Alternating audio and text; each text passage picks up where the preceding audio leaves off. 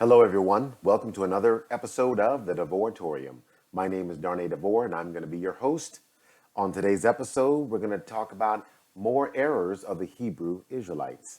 Again, these are situations that I've encountered personally in talking with Hebrew Israelites or just researching some of their stuff online. So when I'm listening to the Hebrew Israelites, they're telling me, "Oh, Israel this and Israel's going to be saved, and God loves Israel and no one else, and Israel, they're so pro-Israel, and that's great, that's great."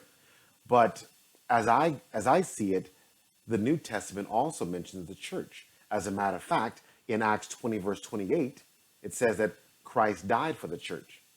Okay, shed his blood for the church. In Ephesians 5:25, it says that Christ loves the church.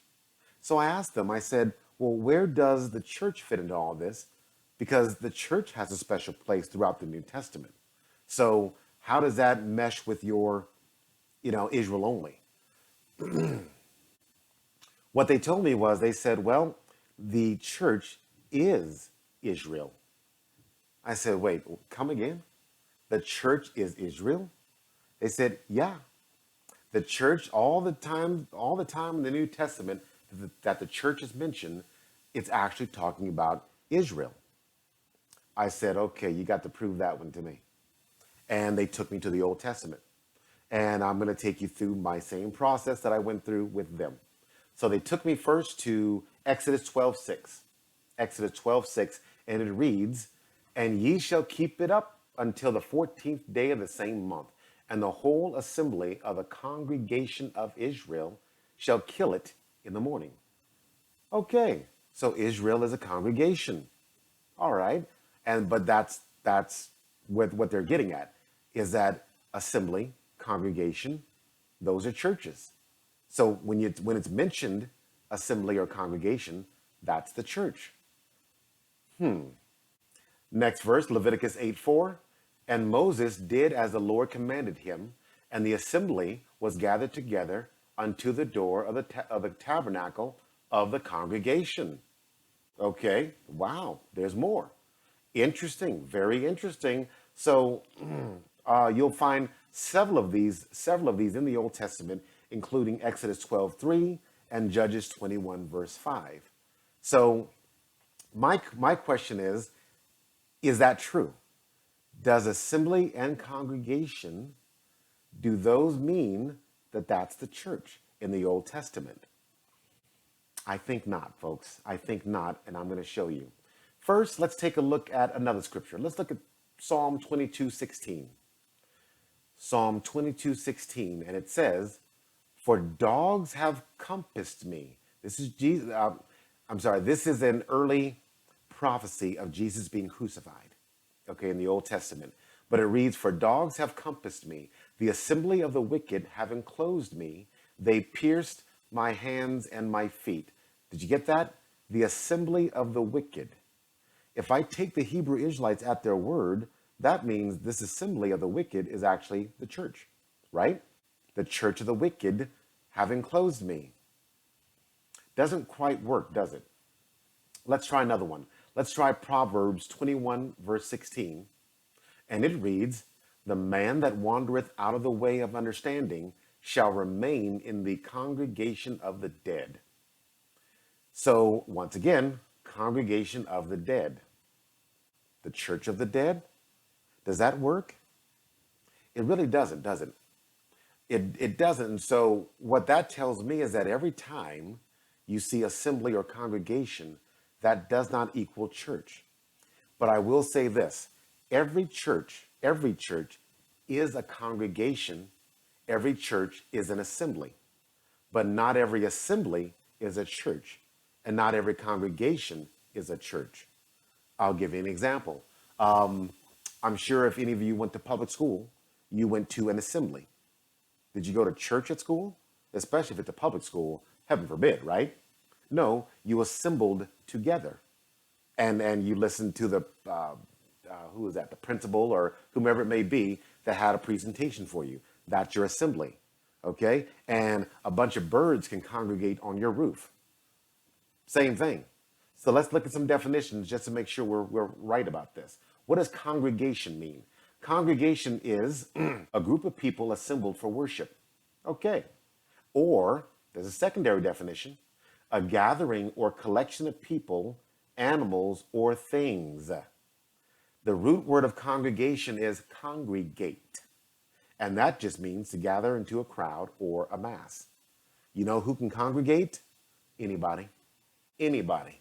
A group of cars can congregate. A group of horses can congregate. A group of bees, anything can congregate. And that would officially be a congregation. How about assembly? Assembly is a group of people gathered together for a common purpose. So when you did your assembly in school, you had a common purpose to listen to whatever presentation was being given to you at that time. Or I'm a comic book nerd, so love the Avengers. So what's the Avengers' favorite battle cry going into battle? Avengers assemble. Not Avengers church.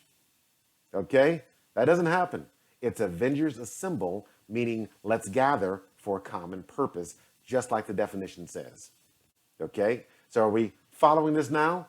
Not every church is a congregation and every church is an assembly, but assembly and congregation, those are not always churches. All right? So let's go a bit further here. What is a church? A church, the traditional definition, I guess, is a building or meeting place for worship. But we know the biblical definition for church is a called out body of people. That's what Jesus did. He called out a body of people. And we see that in Matthew 16, verse 18. Matthew 16, verse 18, and it reads, "And I say also unto thee, thou art Peter, and upon this rock I will build my church, and the gates of hell shall not prevail against it." Let's notice one key phrase here. I will build my church. I will build my church. That means it has not been built yet. If what he's talking about is the same as the Old Testament, Israel congregating or assembling, then he doesn't have to build it. He just has to restore it. So it should read, I will restore my church, or I will restore the church, would be probably more appropriate. Or I will reconnect the church because it already exists. It's been existing since the Old Testament, right? If that's what it is. Wrong. I will build means it's not been built yet. It does not exist yet. I will build my church. This is what Jesus is saying. So whatever that was in the Old Testament, it was not the church that Jesus built. Okay, let's go on to the next one. Philippians 3, 4 through 6. Philippians 3, 4 through 6. Now understand something. You've got a problem with Paul. If you think that the church in the Old Testament, or the congregation or assembly in the Old Testament was the church, you have a problem with Paul. Let's find out who Paul was. In Philippians 3, 4 through 6, it reads, "Though I myself have reasons to," let me start this again. "Though I might also have confidence in the flesh, if any other man thinketh that he hath whereof he might trust in the flesh, I have more.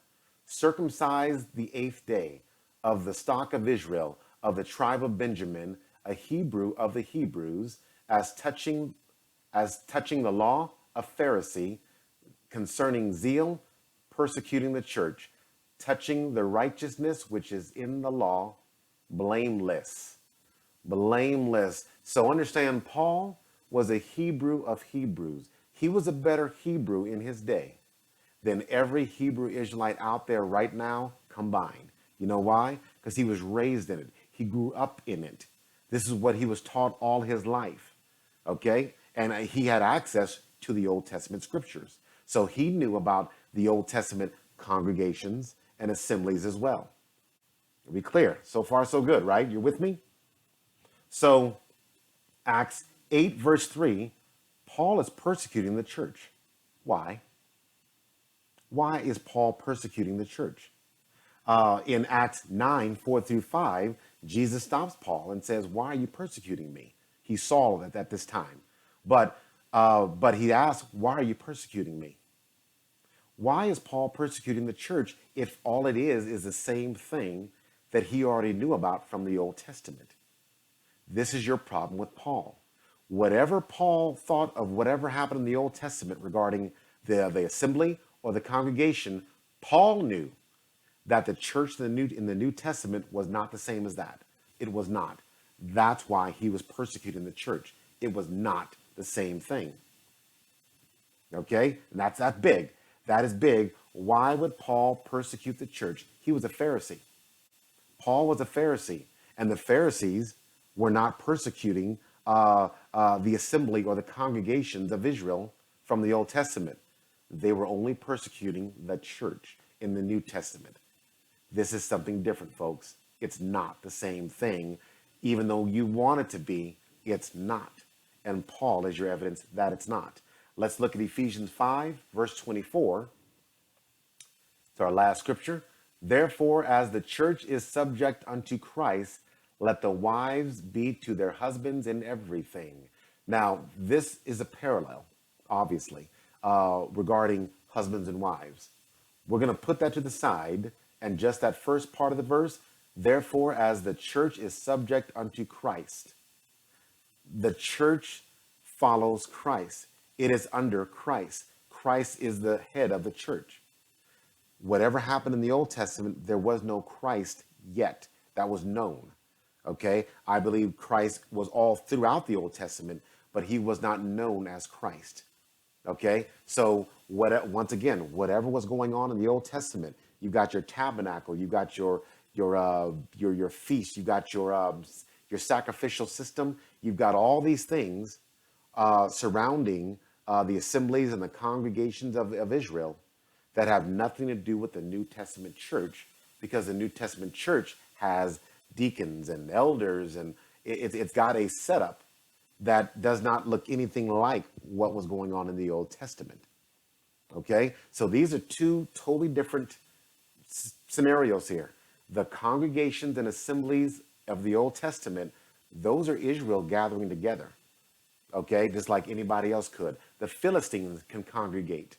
All right? The Sumerians, they can assemble, but they didn't church, because there was no Jesus there for them to be subject to for their church.